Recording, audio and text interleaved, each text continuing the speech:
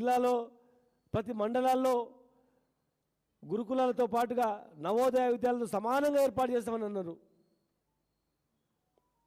3 లక్షల కంటే తక్కువ వార్షిక ఆదాయం ఉన్న వాళ్లకు ర్యాంకుతో సంబంధం లేకుండా ఫీజు రీఎంబర్స్మెంట్ అన్నారు. ఎక్కడిస్తున్నారు ఫీజు రీఎంబర్స్మెంట్? కాలేజీలు మూతపడుతున్నాయి, కోట్ల కొద్ది బకాయిలు ఏర్పడతా ఉన్నాయి.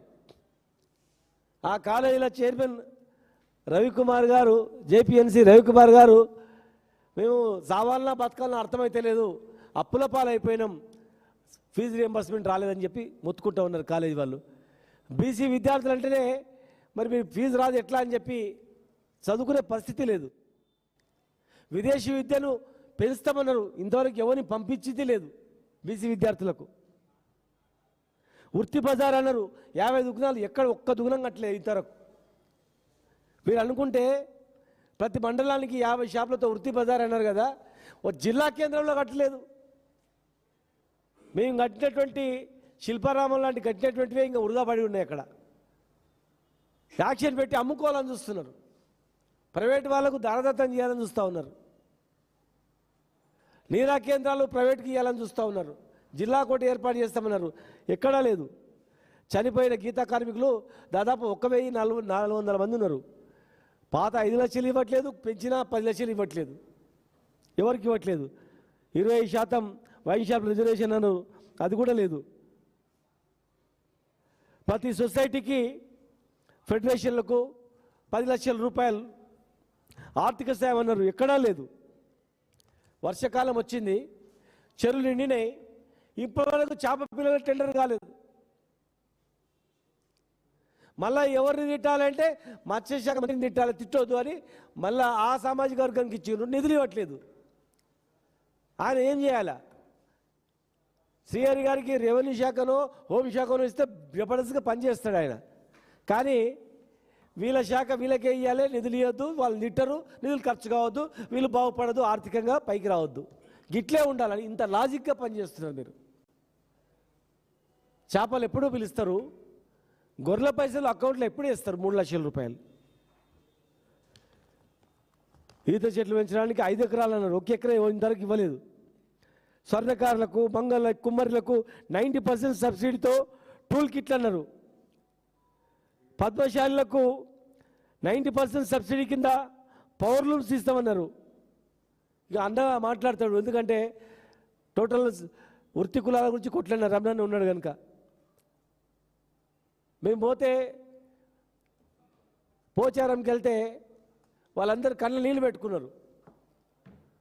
Best tourism village award, world tourism best heritage village మేము అవార్డు తీసుకొచ్చింది మా హాయంలో.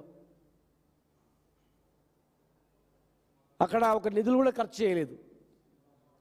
చేతి వృత్తులకు అసలు కనీసం గౌరవం లేదు, ఎక్కడ కూడా బతికే పరిస్థితి లేదు. ముదిరాజు కులస్తులను బీసీ ఏ గ్రూప్లో వేస్తామన్నారు. మరి ఎందుకు లేట్ అవుతుంది?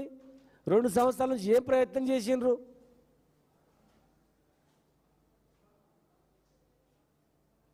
మా జాండ్రా కులస్తుల పరిస్థితి పట్టించుకునే నాతుడే లేడు, కూలి పని చేసుకునే పరిస్థితికి వచ్చింది. అక్కడ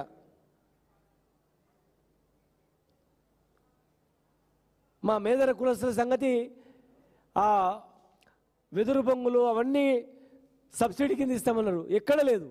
వాళ్ళ పైన కేసులు పెడతా ఉన్నారు.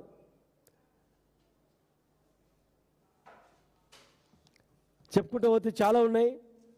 మా వడ్ర కులస్తులు రాయి కొట్టడానికి పోతే కేసులు పెడుతున్నారు, గుట్టల రాళ్ళు కొట్టొద్దని.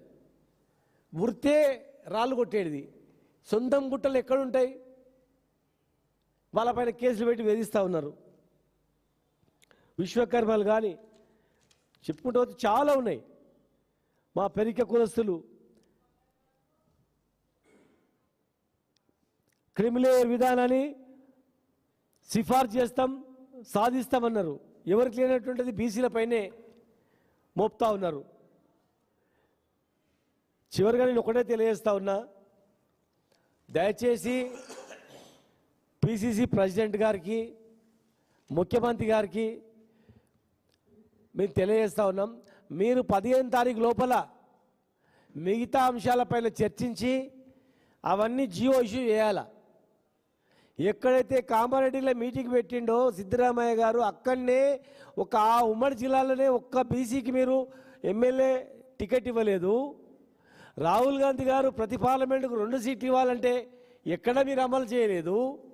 రాజకీయంగా అణగదొక్కుతూ ఆర్థికంగా వెనుకబడిన కులాలను అణచివేస్తూ ఆర్థికంగా పైకి రానియకుండా చేస్తూ నాయకత్వాన్ని అణచివేస్తూ ఇవాళ 42% అనేది 9th షెడ్యూల్లో పెడితేనే సాధ్యమవుతుందని మేము చెప్పినా మీరు వినకుండా ఫస్ట్ రాష్ట్రపతికి పంపినరు, మళ్ళా ఇమ్మీడియట్గా టర్న్ అయిపోయి అసెంబ్లీని క్లోజ్ చేసి ఆర్డినెన్స్ చేస్తామన్నారు.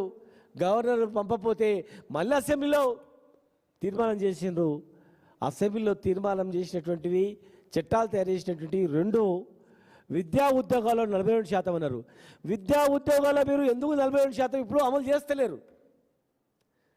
దాన్ని ఎందుకు మాట్లాడతలేరు?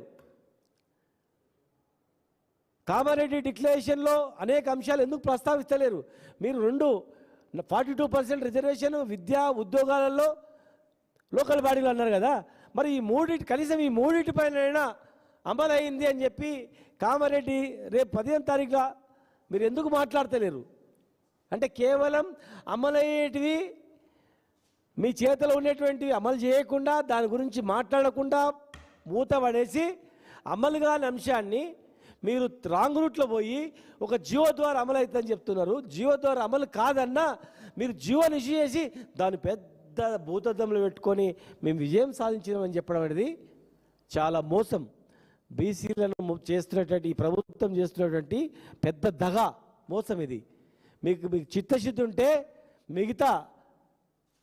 మిగతా అన్నీ కూడా బడ్జెట్తో పాటు మీరు మిగతా ఇచ్చినటువంటివి మీ చేతిలో ఉన్నటువంటివి మీ పరిధిలో ఉన్నటువంటివి అసెంబ్లీలో పరిధిలోనే ఉన్నటువంటివి మీరు ఒక జియోతోనే తయారయ్యేటువంటివి ఆ జియోలు ఇష్యూ చేసి మీరు కామారెడ్డి సభ పెట్టి ఆ సభలో విద్యా ఉద్యోగాలపైన కూడా మీరు చర్చించండి. మాదే బాధ్యత. ఇవి అయిన తర్వాతనే ఎలక్షన్లో పోతాం. 42% రిజర్వేషన్తోనే ఎలక్షన్లో పోతామని చెప్పండి. కానీ ఇన్నేళ్ళు మమ్మల్ని మోసం చేసిర్రు. ఇన్ని సంవత్సరాలు మేము మోసపోయినాం. స్వాతంత్రం వచ్చిన నాటి నుంచి ఇప్పటివరకు కూడా ఈ దేశంలో ఒక బీసీ మంత్రిత్వ శాఖ లేదు, ఒక బడ్జెట్ లేదు, అడిగే నాథుడు లేడు కేంద్రంలో కానీ రాష్ట్రంలో కానీ. మరి ఈ ఓట్లతో అధికారంలోకి వచ్చినటువంటి మీరు మమ్మల్ని విస్మరిస్తే ఇక ఊర్చుకునే ప్రసక్తి లేదు. ఖచ్చితంగా విద్యా ఉద్యోగాలలో మంత్రి పదవులలో కార్పొరేషన్ చైర్మన్లలో అన్నిట్లలో ఖచ్చితంగా కనీసం మీరన్న 42% అయిన రిజర్వేషన్ను ఖచ్చితంగా అమలు చేయాలి. కామారెడ్డి డిక్లరేషన్ కూడా సిద్ధరామయ్య గారిని కూడా పిలిపియాలి. ఒకవైపు మీరు ఆ రోజు ఇచ్చిన హామీలు ఆ వీడియోలో చూపిస్తూ దాని అమలైనటువంటి ఏంటో కూడా మీరు చూపించాలి జనానికి అని చెప్పి మీకు మీ ద్వారా తెలియజేస్తున్నా. లేదనుకుంటే మేమే అది తయారు చేస్తాం. మీరు మాట్లాడేటువంటివి స్క్రీన్ ప్లే పెద్ద తయారు చేసి మేమే జిల్లాల వారీగా ప్రదర్శన చేస్తామని చెప్పి మీకు సమయం 3 రోజులు ఉంది కనుక ఈ 3 రోజులలో 4-5 రోజులలో మొత్తం జియోలు ఇష్యూ చేయాలని చెప్పని మేము డిమాండ్ చేస్తూ ఉన్నాం.